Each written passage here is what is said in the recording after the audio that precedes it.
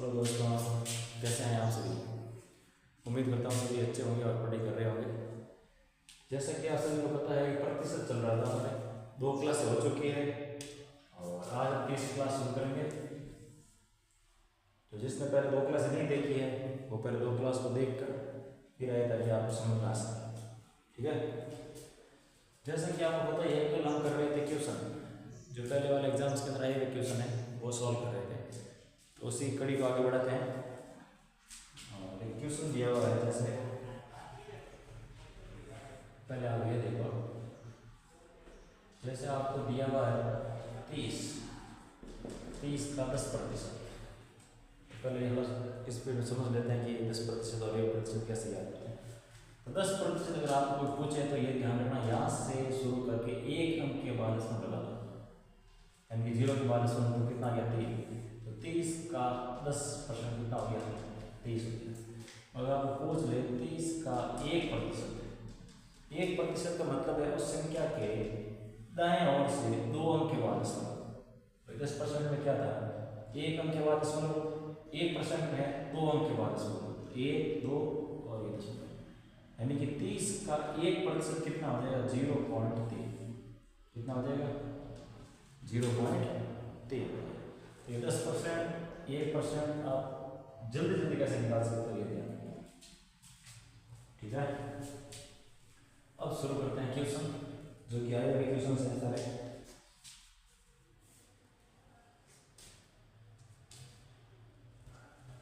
जैसे क्वेश्चन दिया हुआ है, यदि a का 20%, a का 20% b है, क्या है a का 20% b है, तो b का 20% किसके बराबर है। b का 20% किसके बराबर होगा, ये आपको बताना है।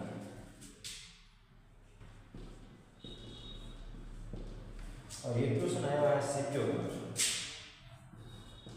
तो यार एग्जाम में उठा के देख लेना, ये तो भेजेगा नहीं। सीक्यू में एक क्वेश्चन आया हुआ है, तो a का 20% किसके बराबर है b। a का 20% जो है वो b है, b का 20% किसके बराबर है। चलो निकालते हैं। a का 20% का मतलब क्या है, a गुणा 20/100 किसके बराबर है, ये है b के बराबर। किसके बराबर है, b के बराबर। तो हमें क्या करना है, b का 20%। तो b का 20% आप कैसे याद कर सकते हैं, 20 का 20% ये हो गया b का 20%। a का 20% 20/100 से गुणा कर दो, ये जो कि हमें दे रखा है b है, तो b का 20% b गुणा 20/100 हो जाएगा। 20/100 करोगे, इसमें आपको b का जो मान है वो ये रखना है, समीकरण नंबर 1 से मान रखना है। किससे रखोगे, समीकरण नंबर 1 से b का मान रखने पर रख दो मान समीकरण नंबर 1 से a गुणा 20/100 गुणा 20/100। 2 0 कैंसिल हो गए, ऊपर कितना आ जाएगा, a गुणा 4/100 काट दो, कितनी बार कटेगा 25 बार, यानी कि a/25 जो है वो b का क्या है 20%, यानी कि 20% का मतलब a का कितना हो गया, a का 4%। कितना हो जाएगा 1/20, तो आप पढ़ते हो 4% मतलब कितना होता है 1/25 और 5% मतलब 1/20। तो 1/25 का मतलब है 4%, यानी कि a का 4% जो है वो b का 20% होगा। क्या होगा भाई, b का 20%। तो आपका ऑप्शन ये आया होगा, a का 4% या a का 8%, a का 2%, a का 3%। तो आपको ये वाला ऑप्शन सही करना, a का 4% होगा वो सही होगा। अब ये कैसे होता है, a का 20% b है, तो a को 20/100 से गुणा करो, ये प्रतिशत आएगा, इसका मतलब 100 से भाग हो जाएगा, तो 100 का भाग करके इसको गुणा किया तो b के बराबर है, जो कि हमें दिया हुआ क्वेश्चन के अंदर। इसको लिख दिया समीकरण नंबर 1 और उसके बाद लिखा b का 20%, तो b गुणा 20/100 तो किसके बराबर होगा? तो आपको मान ज्ञात करने के लिए b का मान समीकरण नंबर 1 से इसमें रखना होगा, और 1 से b का मान क्या है? 1 गुणा 20/100 जो कि b के स्थान पर रख दो, यहाँ पे ये रख दिया मान, फिर 0 से 0 कट गए, 2 × 2 4/100 आ गया, और 2 4 से 20 100 को काट दो, 1/25 आ गया, और 1/25 आपको पता है क्या होता है? 4% होता है, जो कि हमने पहले मान लिखवाए थे, आपको पता ही होगा 1/20 1/25 1/8 1/7, तो वो सब मान यही है। इसलिए बोला था कि मान यहाँ पे याद होना चाहिए, प्रतिशत कर रहे हो। चलो पढ़ते हैं अपने क्वेश्चन की ओर।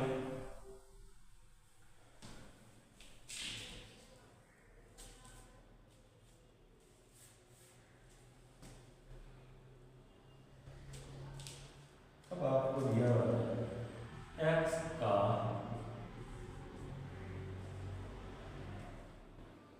x का 49% y, ये क्वेश्चन आपका आया हुआ है एसएससी CHS से, ठीक है, तो ध्यान से देखिएगा। x का 49% y है, तो 50 का y% ज्ञात करो। 50 का क्या ज्ञात करो? 50 का y% ज्ञात करो। तो इसमें आप क्या करोगे? सबसे पहले x का 49% निकालो। तो आपको पता है 49% का मतलब है x गुणा 49/100, ठीक है, बराबर किसके है? y के बराबर है, तो y लिख दो। ये तो ये इसका मान।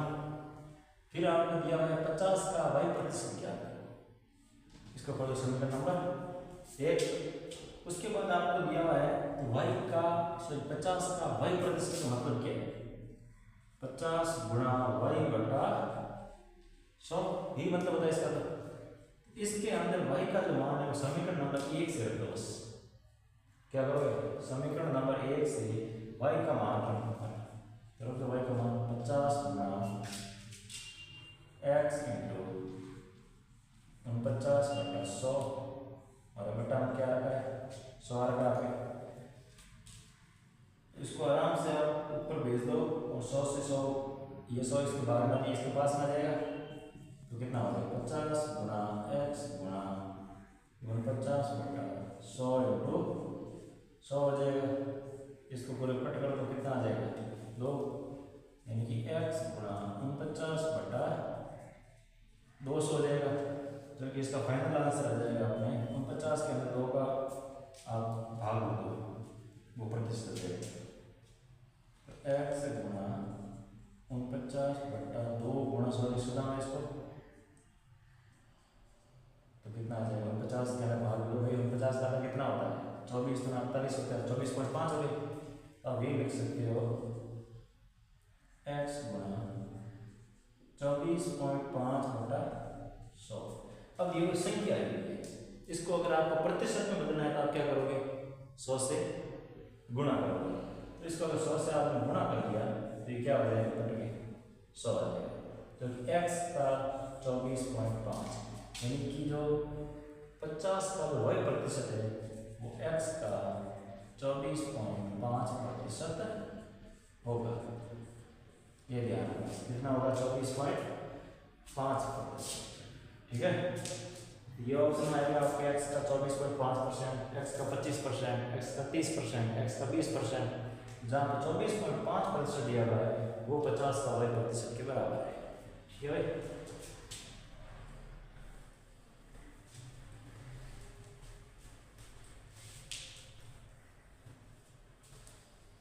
इस प्रकार के क्वेश्चन आप कर सकते हैं आराम से, और जो क्वेश्चन जो कह रहा है वो आप बस करते जाओ, बाकी आपको कुछ भी नहीं करना, ठीक है।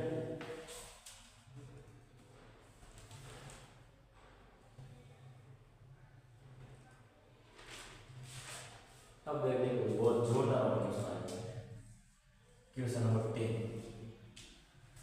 यदि y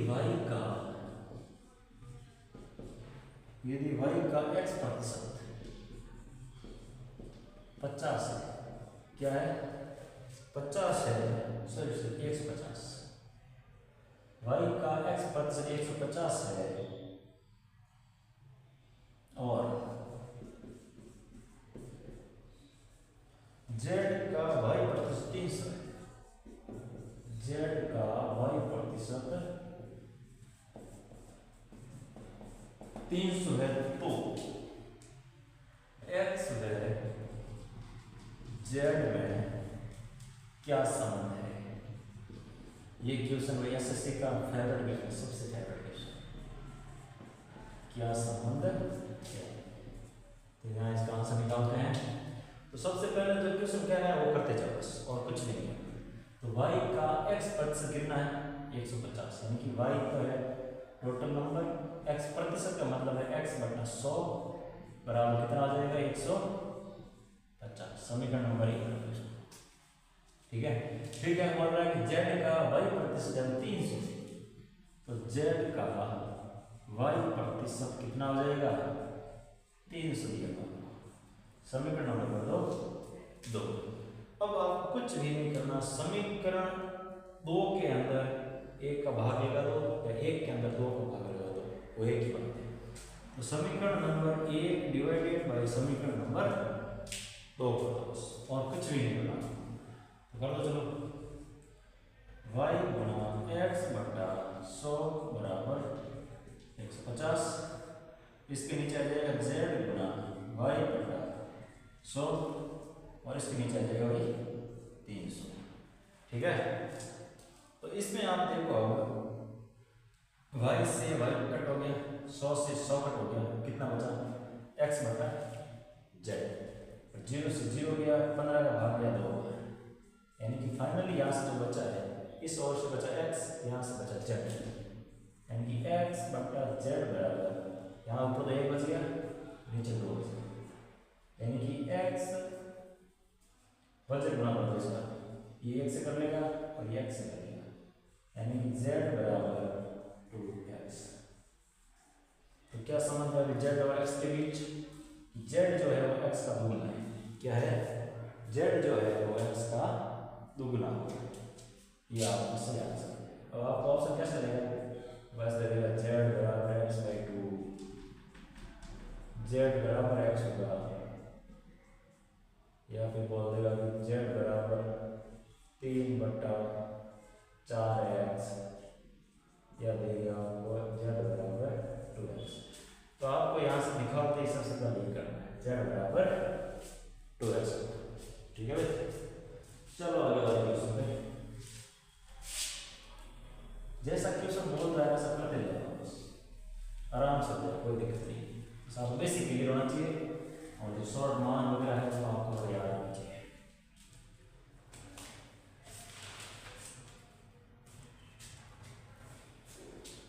अब आपको दिया हुआ है क्वेश्चन, मान ज्ञात करने वाला है।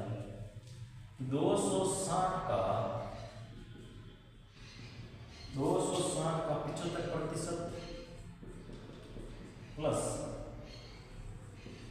320 का 30% क्या होता है? इसका मान ज्ञात करना है कि 260 का 75% कितना होता है और 320 का 30% कितना होता है, ये आपको ज्ञात करना है।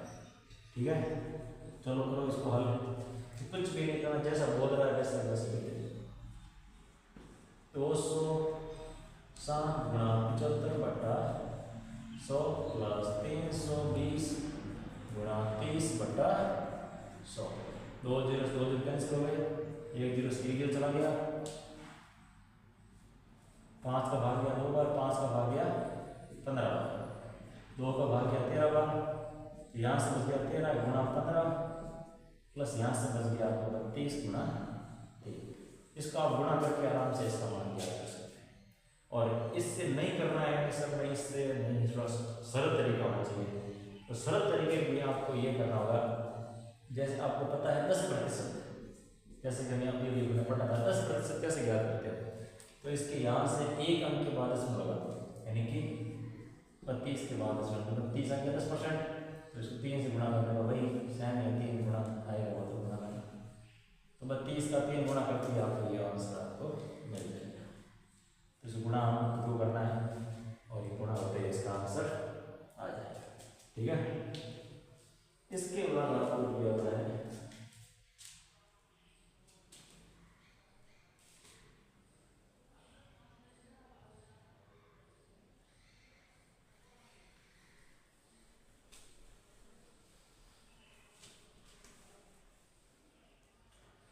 इसके बाद देखो जैसे आप कोई बोल दे कि कोई वस्तु है, उस पे आपको वस्तु का जो प्राइस है वो दे रखी है आपको 2000, कितनी दी हुई है 2000 रुपये उसकी प्राइस दी हुई है। ठीक है, उस पे उसने बोला कि छूट दे देते हैं हम, कितनी छूट दी 30% की छूट दे दी, तो बताओ उसने कितने में खरीदा। 2000 रुपये उसके लिखे हुए थे, उसने 30% छूट दे दी, तो बताओ उसने कितने में खरीदी। तो कुछ नहीं करना, 2000 का 30% याद कर लो और इसमें से घटा लो।